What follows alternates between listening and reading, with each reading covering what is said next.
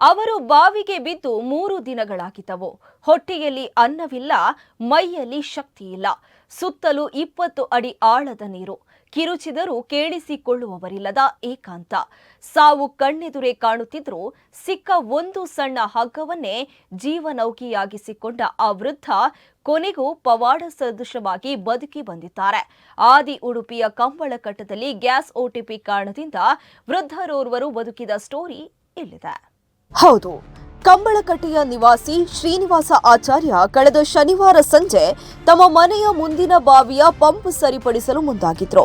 10 ಅಡಿ ಅಗಲ ಹಾಗೂ 20 ಅಡಿ ಆಳದ ಈ ಬಾವಿಯ ಪೈಪಿಗೆ ಕಟ್ಟಿದ್ದ ಹಗ್ಗವನ್ನ ಎಳೆಯುವಾಗ ಅದು ದಿಢೀರನೆ ತುಂಡಾಗಿದೆ. ಈ ವೇಳೆ ನಿಯಂತ್ರಣ ತಪ್ಪಿದ ಆಚಾರ್ಯರು ನೇರವಾಗಿ ಬಾವಿಯ ನೀರಿಗೆ ಬಿದ್ದಿದ್ದಾರೆ.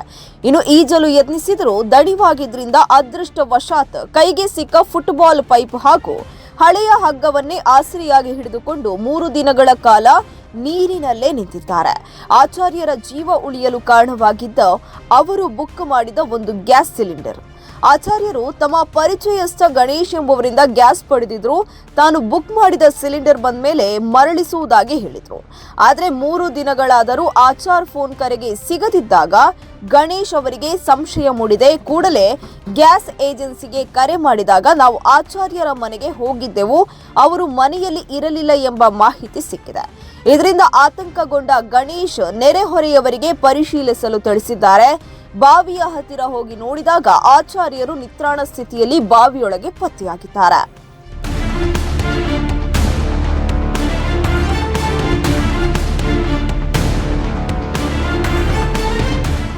ಸ್ಥಳೀಯರು ಕೂಡಲೇ ಅಗ್ನಿಶಾಮಕ ದಳಕ್ಕೆ ಮಾಹಿತಿಯನ್ನ ನೀಡಿದ್ರು.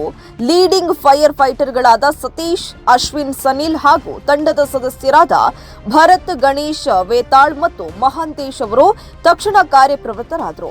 ಹಗ್ಗ ಮತ್ತು ಏಣಿಯ ಸಹಾಯದಿಂದ ಬಾವಿಗಿಳಿದ ಸಿಬ್ಬಂದಿ ಸಂಪೂರ್ಣ ನಿತ್ರಾಣಗೊಂಡಿದ್ದ ಆಚಾರ್ಯರನ್ನ ಸುರಕ್ಷಿತವಾಗಿ ಮೇಲೆತ್ತಿದ್ರು. ಮೇಲೆ ತಂದ ತಕ್ಷಣ ಅವರನ್ನ ಜಿಲ್ಲಾಸ್ಪತ್ರೆಗೆ ದಾಖಲಿಸಲಾಗಿದ್ದು ಸದ್ಯ ಅವರು ಪ್ರಾಣಾಪಾಯದಿಂದ ಪಾರಾಗಿ ಚೇತರಿಸಿಕೊಳ್ತಾ ಇದ್ದಾರೆ. ದೇವರೇ ಗ್ಯಾಸ್ ರೂಪದಲ್ಲಿ ಬಂದು ನನ್ನನ್ನ ಉಳಿಸಿದ ಎಂದು ಆಚಾರ್ಯರು ಭಾವುಕರಾಗಿ ನುಡಿದಿದ್ದಾರೆ. ಅಗ್ನಿಶಾಮಕ ದಳದ ಈ ಸಮಯೋಚಿತ ಕಾರ್ಯಕ್ಕೆ ಸಾರ್ವಜನಿಕ ವಲಯದಲ್ಲಿ ಭಾರಿ ಮೆಚ್ಚುಗೆ ವ್ಯಕ್ತವಾಗಿದೆ. ಮನೆಯಲ್ಲಿ ಒಂಟಿ ಜನ ಇದ್ದಂಥ ಶ್ರೀನಿವಾಸ ಆಚಾರ್ಯರು ಕಳೆದ 3 ದಿನ ಒಂದು ಬಾವಿಯಲ್ಲಿ ನೇತಾಡಿರುವಂಥ ದುರ್ಘಟನೆ ತುಂಬ ಬೇಸರದ ಸಂಗತಿ ನಮ್ಮ ಗ್ರಾಮದಲ್ಲಿ ನಡೆದಿದೆ. ಇದರ ವಿಚಾರ ಏನು ಕೇಳಿದರೆ, ಅವರ ಪಂಪ್ ಅವರು ಕೃಷಿಕರು, 62 ವರ್ಷದ ವಯಸ್ಸಿನವರು ಅಂದಾಜು. ಅವರು ತನ್ನ ಕೃಷಿ ಕ್ಷೇತ್ರಕ್ಕೆ ಬೇಕಾಗಿರುವಂಥ ಪಂಪ್ ಹಾಳಾಗಿದೆ ಅನ್ನೋ ದೃಷ್ಟಿಯಿಂದ ದುರಸ್ತಿಯವನಿಗೆ ಹೇಳಿದ್ದಾರೆ. ದುರಸ್ತಿಯವರು ಸರಿಯಾದ ಸಮಯಕ್ಕೆ ಬಂದಿಲ್ಲ ಅನ್ನುವ ನೋವಿನಿಂದ ಅವರು ಅದನ್ನು ರಿಪೇರಿ ಮಾಡಬೇಕು ಅನ್ನೋ ದೃಷ್ಟಿಯಿಂದ ಅದಕ್ಕೆ ಫುಟ್ಬಾಲ್ ಏನಿದೆ ಅದರಲ್ಲಿ ಕಸ ತುಂಬಿದೆ ಅನ್ನುವ ದೃಷ್ಟಿಯಿಂದ ಬಾವಿಗೆ ಇಳಿಯುವಂಥ ಧೈರ್ಯ ಅವರಲ್ಲಿತ್ತು. ಅದಕ್ಕೋಸ್ಕರ ಬಾವಿಗೆ ಇಳಿದಿದ್ದಾರೆ. ಬಾವಿಗೆ ಇಳಿದಾದ ಮೇಲೆ ಅದರಿಂದ ಮೇಲೆ ಬರಲಿಕ್ಕೆ ಅವರಿಗೆ ಸಾಧ್ಯ ಆಗಿಲ್ಲ. ಆ ಬಾವಿಯಲ್ಲಿ ಏನೋ ಗಚ್ಚಾಗಿ ಮೇಲೆ ಬರುವಂಥ ವ್ಯವಸ್ಥೆ ಇರಲಿಲ್ಲ ಅಂತ ಅನಿಸ್ತದೆ. ಅವರಿಗೆ ಧೈರ್ಯ ಇತ್ತು, ಪ್ರಯತ್ನ ಮಾಡಿದರು. ಆದರೂ ಮೇಲೆ ಬರುವಂಥ ಸಾಧ್ಯ ಇಲ್ಲದ ಸಂದರ್ಭದಲ್ಲಿ ಅವರು ಕೂಗ್ತಾರೆ, ಇನ್ನೊಬ್ಬರ ಮೊರೆ ಹೋಗ್ತಾರೆ. ಆದರೆ ಯಾರೂ ಬರುವಂಥ ಲಕ್ಷಣ ಕಾಣ್ತಾ ಇಲ್ಲ. ಯಾಕೆ ಕೇಳಿದರೆ ಅದೊಂದು ತೋಟದ ಮನೆ, ಹತ್ತಿರದಲ್ಲಿ ಯಾವುದೇ ಮನೆಗಳು ಇಲ್ಲದ ಕಾರಣ ಈ ರೀತಿಯಾಗಿದೆ. ಆದರೆ ಅವರ ಜೀವ ಏನಾಗಿದೆ ಕೇಳಿದರೆ 2 ದಿನ ಅವರು 2 ರಾತ್ರಿ ಮತ್ತು 3 ಹಗಲು ಆ ಫುಟ್ಬಾಲ್ನಲ್ಲಿ ನಿಂತು ನೇತಾಡಿಕೊಂಡು ತನ್ನ ಜೀವವನ್ನು ಉಳಿಸಿದ್ದಾರೆ ಅನ್ನುವಂಥದ್ದು ನಮಗೆ ಖುಷಿಯ ವಿಚಾರ. ಯಾಕೆ ಕೇಳಿದರೆ ಅದೊಂದು ಹೆಮ್ಮೆ. ಯಾಕೆ ಕೇಳಿದರೆ ಅಷ್ಟು ಧೈರ್ಯ ಅವರಲ್ಲಿತ್ತು ಅಂತ. ಅವರು ಸೋತು ಹೋಗಿಲ್ಲ, ನೀರಿಗೆ ಬಿದ್ದಿಲ್ಲ, ಆತ್ಮಹತ್ಯೆ ಮಾಡಿಲ್ಲ.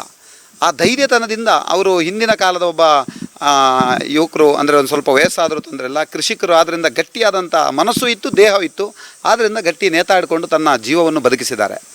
ಅವರ ಜೀವ ಹೇಗೆ ಉಳಿತು ಅಂತ ಯೋಚನೆ ಮಾಡಿದಾಗ ಈಗ ನಮಗೆ ಅನ್ನಿಸ್ತದೆ, ಯುದ್ಧ ಆಗ್ತಾ ಇದೆ, ಗ್ಯಾಸ್ ಇಲ್ಲ, ಗ್ಯಾಸಿನ ಸಮಸ್ಯೆ, ಗ್ಯಾಸಿಗೆ ಬೈಯುವಂಥದ್ದು ಎಲ್ಲವೂ ಆಗ್ತಾ ಇದೆ. ಆದರೆ ಅವರ ಜೀವ ಉಳಿಸಿರುವಂಥದ್ದು ಯಾರು ಕೇಳಿದರೆ ಗ್ಯಾಸ್ ಏಜೆಂಟರು ಅಂತ ಹೇಳಿದರೆ ತಪ್ಪಾಗಲಿಕ್ಕಿಲ್ಲ. ಒಟ್ಟಾರೆಯಾಗಿ ಕಿರಿಕಿರಿ ಎನಿಸಿಕೊಳ್ಳುತ್ತಿದ್ದ ಗ್ಯಾಸ್ OTP ಈಗ ಓರ್ವ ವೃದ್ಧರ ಜೀವ ರಕ್ಷಣೆಗೂ ನೆರವಾಗಿದೆ.